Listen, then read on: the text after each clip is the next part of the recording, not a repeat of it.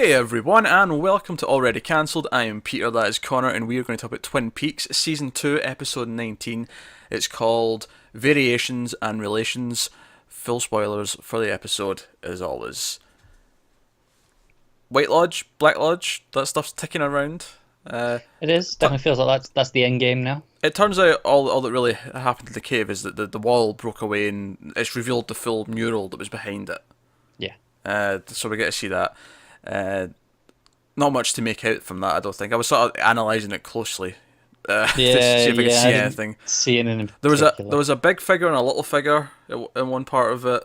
There was a four in a circle, four queens. Maybe that links up. I don't know. But that was kind of there. They bring in Major Briggs and ask him for information about the stuff that Earl was working on back in the 70s, and he says, "Will it help save people?" Like, yeah, fine.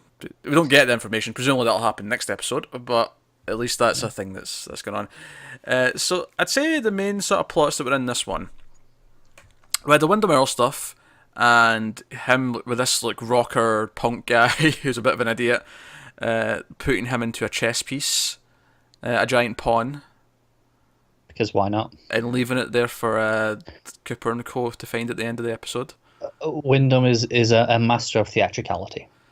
He is. He kind of Between is. between the disguises and this.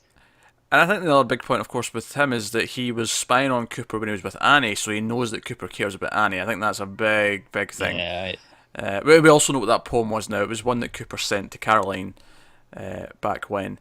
So, and of course, we can't gloss over the fact that Cooper knows that he's sent this poem to the girls now because Shelley mentioned something. You know, he's at the diner and it comes up, and he like finds out that the three girls have all received this poem. If anything, I thought it was a bit weird how they didn't instantly like rush out. I don't know, Audrey's away, but like rush out to like the others and like, right, okay, you might be in danger. We should probably Protective custody and all that. yeah, at least put a cop car outside the house. Yeah, feels like something that they should be doing.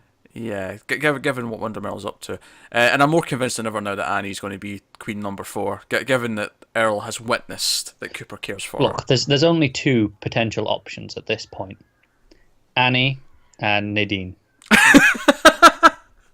That super strength's got to play in somehow. Oh my God, he's going to attack Nadine, and Nadine's going to kick the shit out of him, isn't she? I really hope that's how it goes down. Oh man.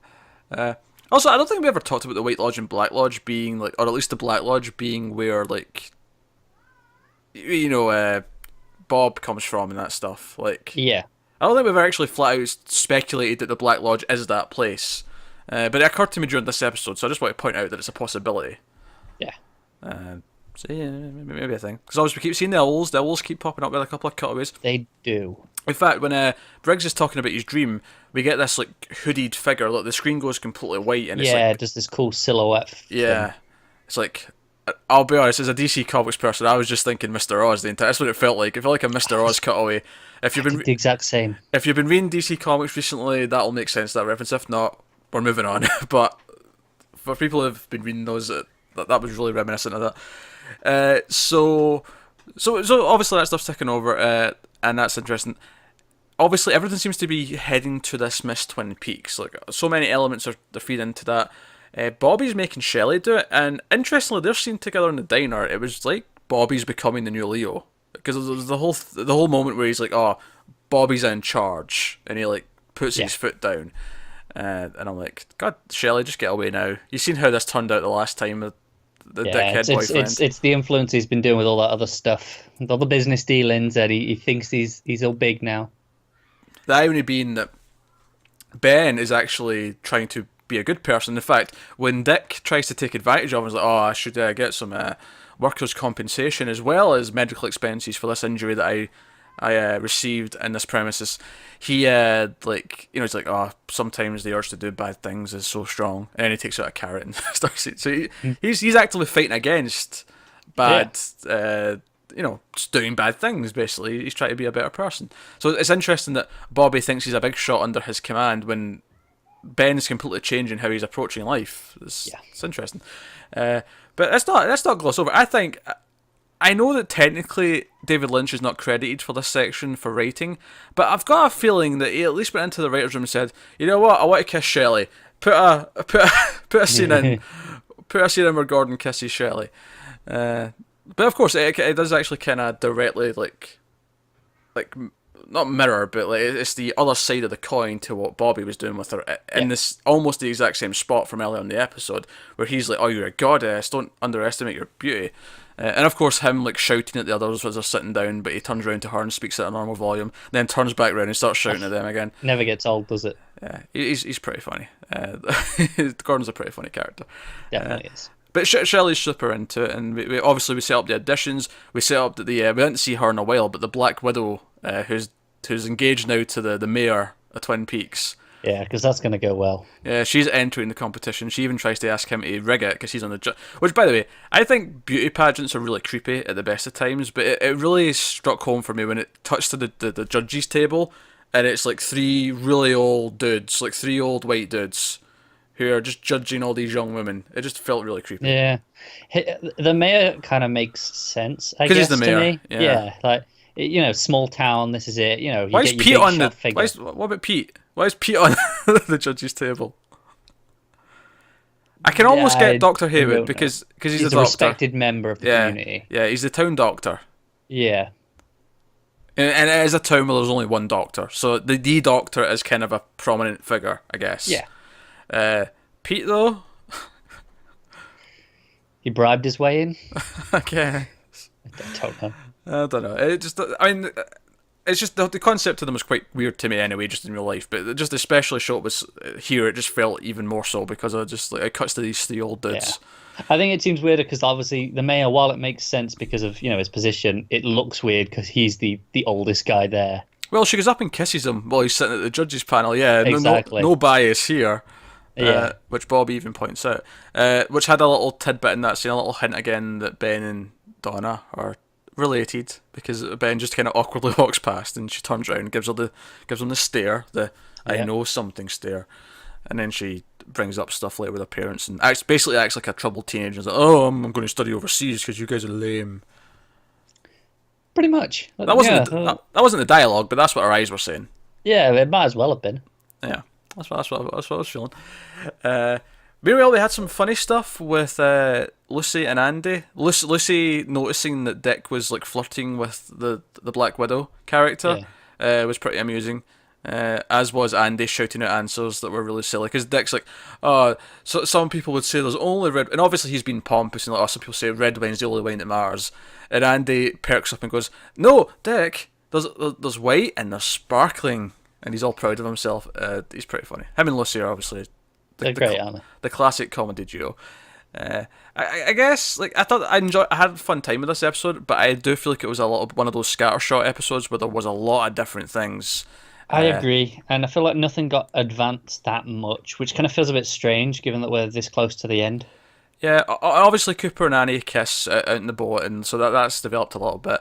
Because we also have the mysterious box that Eckert left for Catherine, and like, okay, and Pete accidentally breaks the first like layer of it, but there's another layer, it's like a box within a box. How deep does it go? And it's got symbols on it. Looks like a moon. It's like all the stages of like moonlight throughout the month from the looks of it, with an eclipse as well.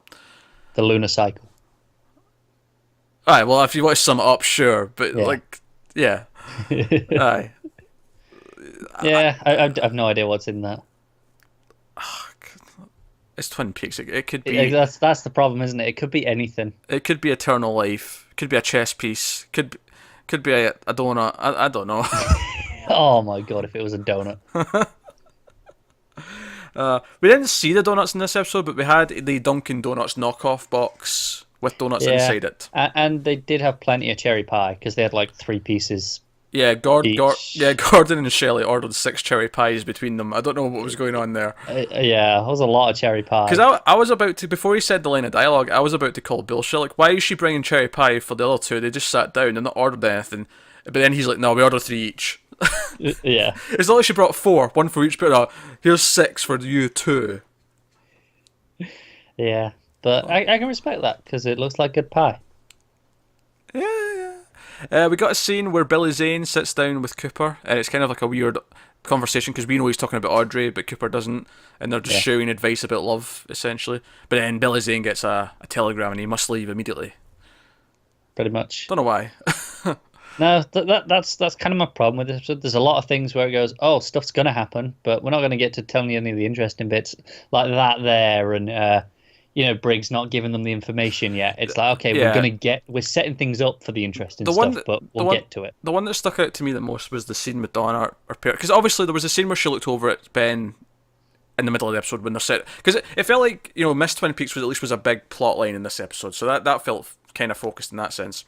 Yeah. And she had that moment where she looked at Ben, and I thought, okay, that was fine. That was like reminding us that's like a thing that's going on, and she's thinking about that. But I thought that would have been it for the episode. But then later on in the episode, we just get this random scene with them at dinner, and it's just her sort of poking at it again in front of her parents and them denying it. It was kind of similar to what we'd already seen with the dad last time, and it didn't feel like it It's did just a bit much. unnecessary, wasn't it? Yeah, and I also just felt that late in the episode, I was surprised another plot thread was being brought up. I thought, no, just stick to this few that we've been working with. But there was a few little ones like that felt like they kept bringing up. So, Yeah, definitely. so that was the thing. But at the same time, it wasn't like, I feel like some of the other scattershot episodes have been worse. At least this one felt at least like it had a lot of good little things in it. Yeah, and I felt like you say the Miss Twin Peaks was quite a big thing, so it kept it just focused enough that it felt like it had a thing for this episode, where some of the other scattershot ones don't even have that. Yeah, because you had Bobby talking to Shelley about it, you had the actual additions, you had other characters talking about it. It kept coming up. It feels like Yeah. And I know that the second last episode is called Miss Twin Peaks, so it's clearly building to that event. Makes sense. And that works. So that's pretty cool. I want to mention as well Bobby walking in on Gordon and Shelley kissing, and being like, "Hey, what the hell?" And Gordon's just like, "You're witnessing a beautiful moment between two adults, and it's going to happen again, son." And he turns around and she just goes for it again. She's like, I love how Cooper's there, like, hey, Gordon, maybe you should know something here. yeah. But my favorite part is that Shelley also goes for it again. She doesn't even hesitate. Yeah. She's like, so screw you. I'm going for this. Yeah. But again, you don't even feel bad for him because of the way he was treating her earlier in the episode. It's like, no, screw you, Bobby. Exactly, and that's exactly why she's doing it, presumably.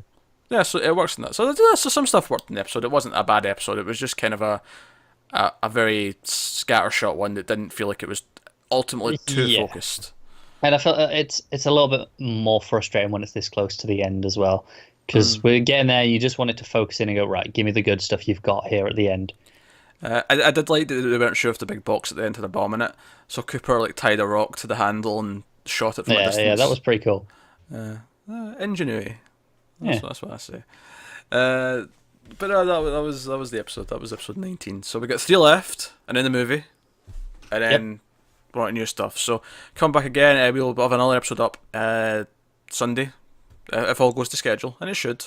Although it's been a very hectic week, but I'm confident we'll still get the Sunday stuff up. The Sunday one should be fine. Yeah, but then all the hard part of the week will be over, so it should be okay. But no, let us know what you thought of this episode in the comments below. Like and subscribe, all that stuff helps us out. Get us on Twitter at mailed_fudge for channel updates. Individual Twitters are on the screen, but that's us. So once again, thanks for watching. We'll see you next time.